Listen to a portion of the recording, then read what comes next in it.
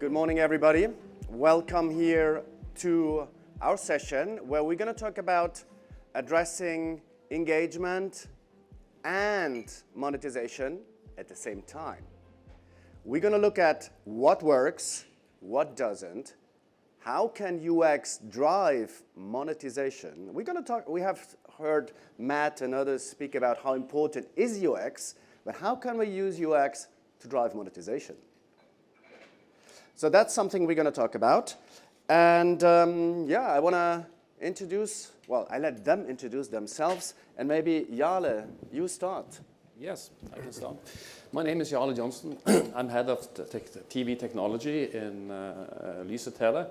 And I'm presenting the brand Altibox, which is the largest TV brand in Norway. We've been sort of for 20 years now, more than 20 years building fiber infrastructure into the Norway, starting with 0 customers in 2002, and then to become now the biggest both fixed line provider of internet and also on TV. So I'm looking after the whole technology stack all the way from the content acquisition down to the set-top boxes and the applications. Thank you, Jarle. And Ferdinand. So, hello everybody. It's working? Yes. So, I'm Ferdinand. I'm the owner and CEO of Ruwido. We at Ruwido, we are experts in remote controls, and we do the design, the development, and the production of remote controls and interaction mechanism. And if you like, as a service provider, that your customer has a brilliant user experience in their hands, then I think we are the right address. Perfect. And my name is Andy Waltenspiel, excited to be moderating this today. What I do is connect the dots and connect people. And seeing Matt on stage, Matt, I love your T-shirt. Maybe I can I have one? Because it looks like 2 dots that are connecting. Yeah. Cool. UX. You were on stage with me yesterday in a masterclass where I said, I give you $100 million. What would you do with it? And you, Vodafone, Deutsche Telekom, and A1, each one had spent a significant amount on UX. So UX is key to be a super aggregator. You need metadata and many other things to do that, but it's not easy. Yeah? You need to deal with legacy and many other different things. So Jarle, maybe we start with you. ARPU, increasing monetization and engagement.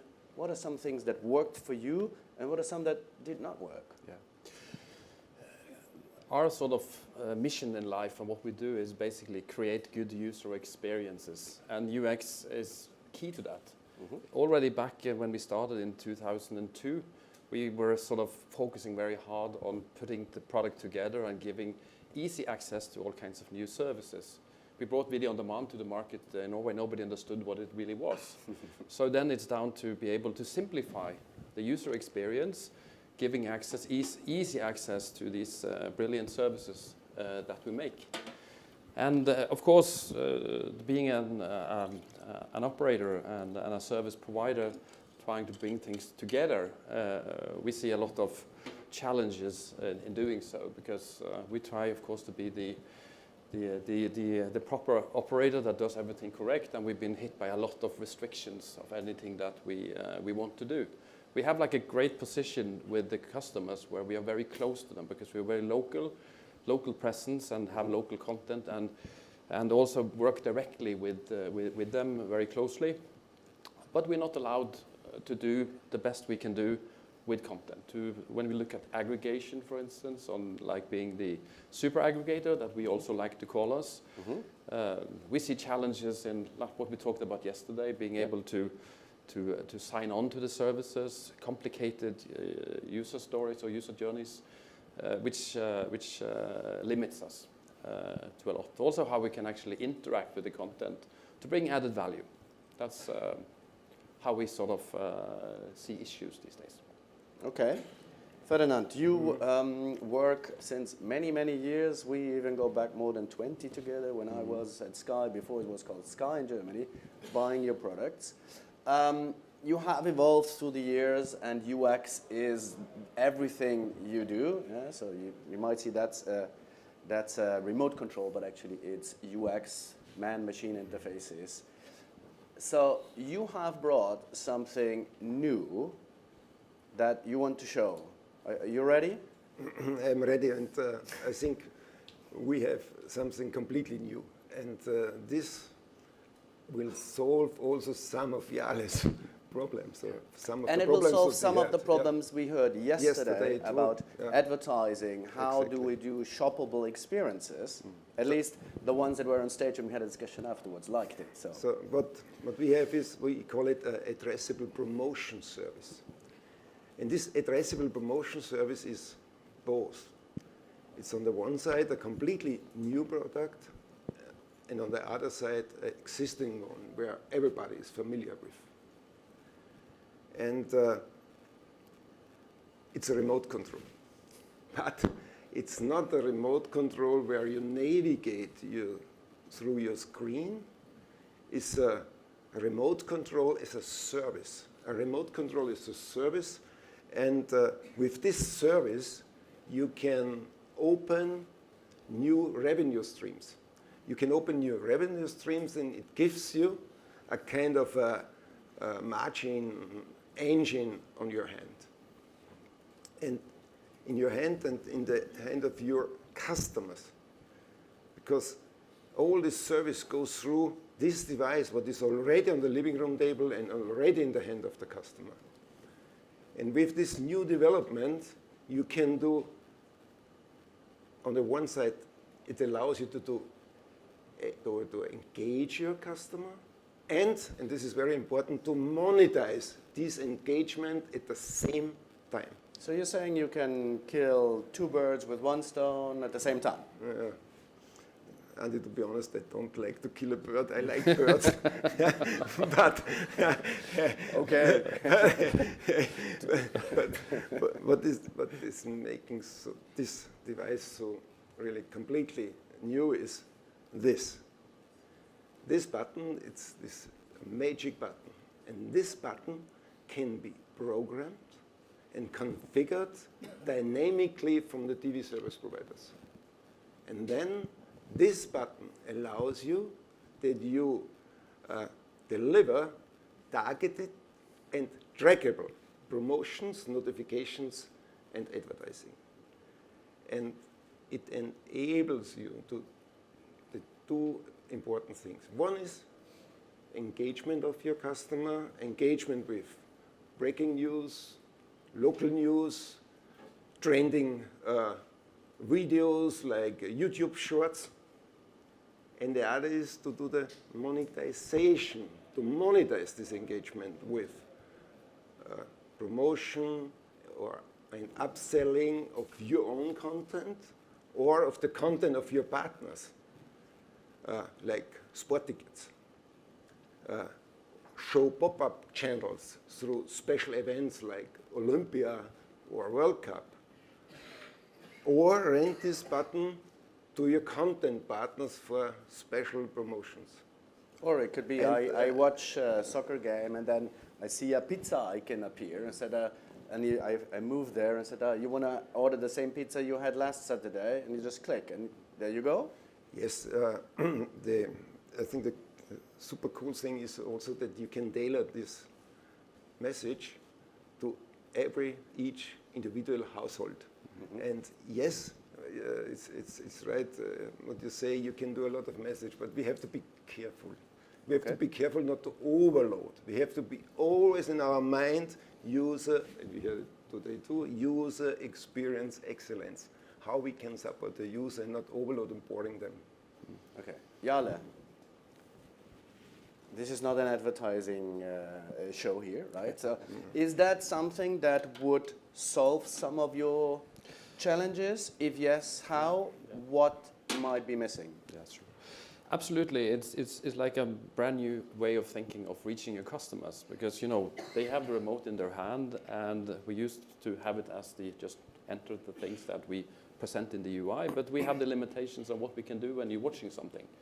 So the whole concept of bringing good user experiences is to be able to penetrate through like maybe the walls which limits you, and also being able to reach the customer. It doesn't help if you have like a pop-up between a lot of different types of messages. The remote gets very visible. So it's an interesting new approach to interact with your customers. Yeah, and we saw Caretta mentioning there's lots of real estate on the UI. Yeah. That might get cluttered and annoying for the users too at some point. And also the customer isn't spending all that much time in your UI. Hopefully not. We heard somebody yesterday saying that they would minimize the time they spend in the UI because they should find the content right away. So when you're watching the content, you cannot just put an overlay onto a football match or something like that. But of course you can talk to the remote. Could I not do it on my mobile phone? Of course, you could do it on mobile phone, but that is an additional sort of device friction. You need to have the app installed and maybe you can send an SMS, but it's complicated. This is an example of a good user interface. Would you need 100K units deployed before it makes sense? I think you need a significant volume, of course, because otherwise you don't have the reach that you need. If you're going to have promotions and going to sell it, of course you need to bring it onto your whole customer base. And just to talk a little bit about that, because obviously adding an OLED screen to a remote adds a little bit of cost to it. But one saying we had when we first initiated our cooperation with Ruwido many years ago was like, we built this great fiber network with gigabit performance, and it all dies in the end of a remote costing you $3. That's not good. Yeah. So investing in that might be worth the while, and in combination with this addressable promotions, it can generate additional revenue. But of course, we need to be able to invest in this. Ferdinand, what do you say? From which volume does it make sense? I think yes, we all agree that reach is the currency of advertising. And even I like that Yale is buying 200, 300, 500,000 units. We think with such a concept that it's better to start not with the total focus on the advertising, to start with engagement as a first focus, to start with engagement. And we are sure that even if you do only engagement and deliver through this engagement, promotions, and upselling of your content, that such a service will pay back quickly. Will be back quickly. So it's quickly. Give me numbers. 1, 2, 3, 4, 5 months. 5 months? Yeah, 5 to 6 months. It depends how many campaigns you do, and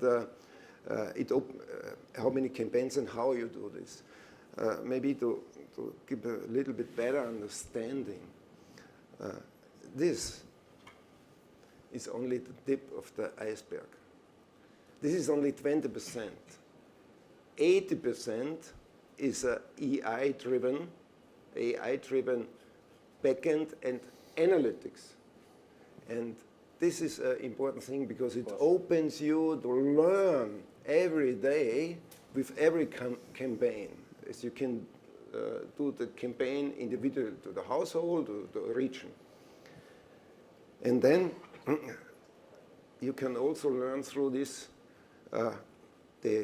the user experience. And this combination of this hardware and the software behind it creates a really, what we see, cool user experience. And why?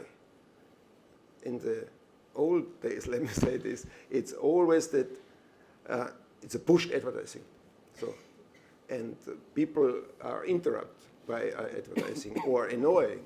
With this one, the user has the feeling that he can decide what to watch, because he can go with this touch sensitive magic button, and then they see what's coming up and they can decide to click or to see more. I think this is a huge difference. It's a huge difference to all what is in the market. Always is that you get advertising if you like it or not. Yeah. So if you get a promotion, if you like it or not. And here you decide. Okay, very cool. Jarle, we talk about engagement and monetization while you are the CTO. Why are you here? I guess tech is not completely unimportant in this game. So what's the balance between great tech and marketing? When we did our study, that some of the findings I presented yesterday, it was you and Hans from our marketing and proposition and commercial team. So how do you come up with great UX, great engagement, and monetization?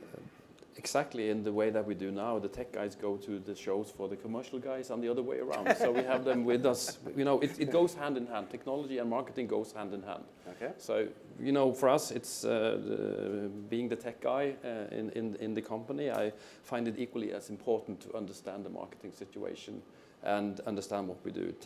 Technology is not just is not what we do. It's products.